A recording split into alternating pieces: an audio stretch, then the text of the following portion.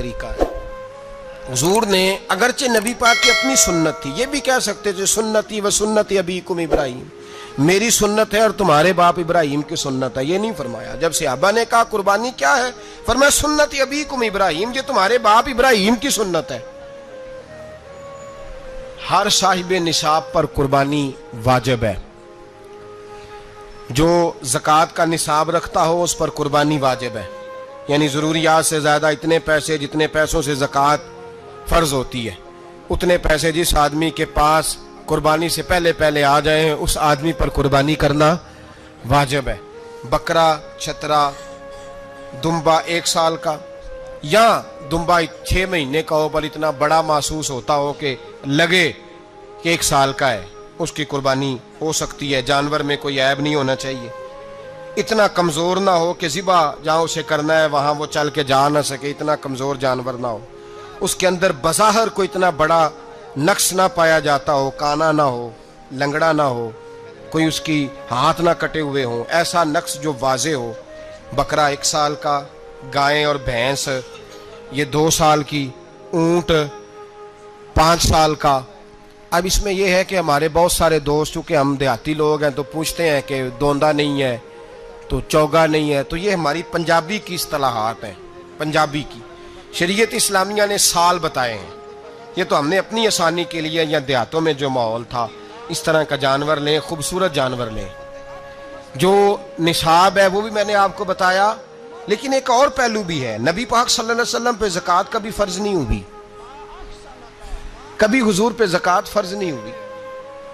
نبی پاک صلی اللہ علیہ وسلم کے پاس اتنا سرمایہ کبھی اکٹھا ہوا ہی نہیں کہ زکوٰۃ فرض ہو. لیکن نبی پاک کے صحابہ فرماتے ہیں کہ مدینے کے 10 سالوں میں اللہ کے رسول نے ہر سال قربانی فرمائی ہے، ہر سال قربانی دی. اور جس سال حضور حج کرنے گئے اس سال اللہ کے نبی نے 63 اونٹ ذبح فرمائے.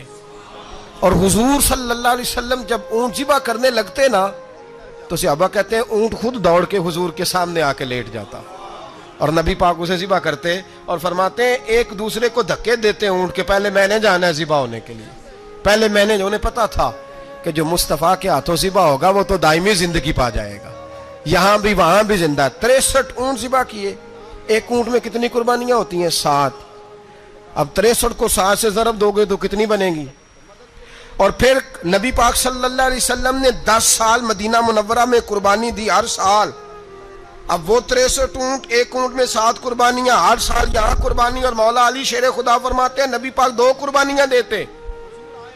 میں نے کہا حضور 2 جانور ذبح کر رہے ہیں آپ، تو حضور نے فرمایا ایک میری طرف سے، ایک میری امت کی طرف سے، غریبوں کی طرف سے. اور حضرت علی کو حضور نے وصیت فرمائی تو 2 دیا کرے گا.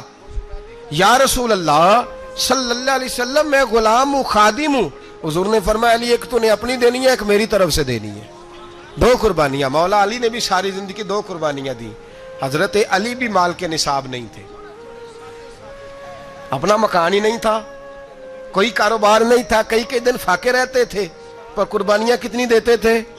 2. ہمارے پاس ویسے اگر سسرال میں، میکے میں، کزنوں میں کچھ شادی ہو جائے تو 50-60 ہزار کا خرچہ برابر ہے، وہ پکا ہے. اور قربانی کی باری غریب ہو گئے، سارے غریب ہو گئے، کہتے نہیں یہاں مشکل ہے. او خدا کے بندے اللہ کے ساتھ تجارت کر، اس کے رستے میں 1 دے گا، رب تجھے 70 گنا اضافہ کے ساتھ عطا فرمائے گا.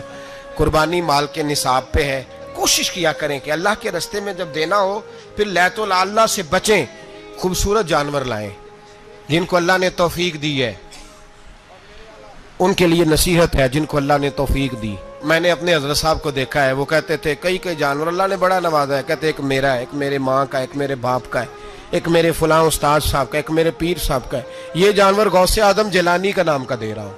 اور پھر ایک بڑا خوبصورت جانور بندھا ہوتا اور حضرت خود ان کو چارہ ڈال رہے ہوتے. تو حضور یہ کیا ہے؟ فرمانے لگے یہ میں رسول اللہ کے نام پہ قربان کروں گا، یہ نبی پاک کے نام پر قربان کیا جائے گا.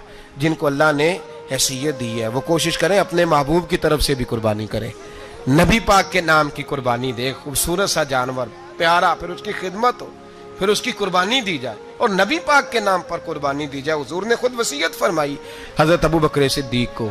نبی پاک صلی اللہ علیہ وسلم نے ناراضگی بھی فرمائی، ذرا خوگر حمد سے تھوڑا سا گلا بھی سن لے.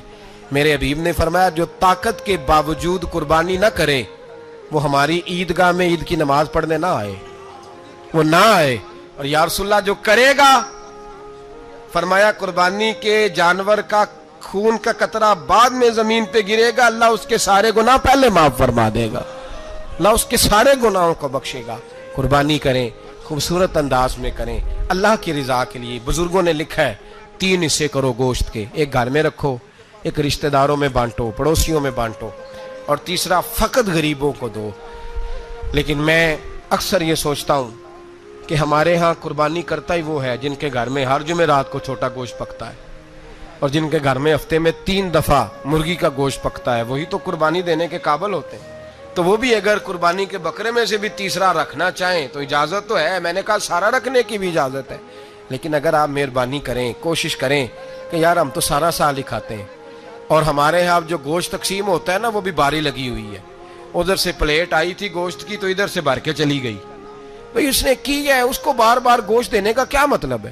آپ یہ دیکھیں عزیزوں میں، رشتہ داروں میں، اور میں اگر تھوڑا سا آپ کی توجہ کرانے میں کامیاب ہو جاؤں تو سفید پوش لوگوں کو دیکھیں، کچھ سفید پوش ہیں، سفید پوش جن کے اوپر قرضے ہیں، بیماریوں نے جکڑ لیا ہے، گھر میں بڑے بڑے سخت مریض آ گئے ہیں، سفید پوش پہلے دیا کرتے تھے۔ آپ ان سے پوچھتے ہیں صاحب قربانی، تو بات کو ٹالتے ہیں، وہ کہتے ہیں سوچ رہا ہوں کوئی حصہ ڈال جائے، پردہ پوشی کرتے ہیں، کہتے ہیں کہیں حصہ رکھا ہوا ہے، پردہ پوش۔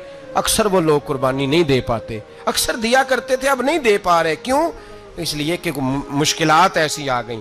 ان لوگوں کا خیال کریں، ان کے گھروں تک گوشت پہنچا کے آئیں، ان پر توجہ کریں۔ وہ سفید پوش آدمی کبھی ذکر نہیں کرے گا، کچھ تو ایسے ہیں جو خود پہنچ جاتے ہیں کہ ہمیں گوشت دیا جائے، لیکن کچھ سفید پوش ہیں لا یسألون الناس الحافا، اللہ فرماتے ہیں کچھ لوگ لپٹ لپٹ کے سوال نہیں کرتے، سفید پوشی کا بھرم رکھتے ہیں، کا مزاج نہیں۔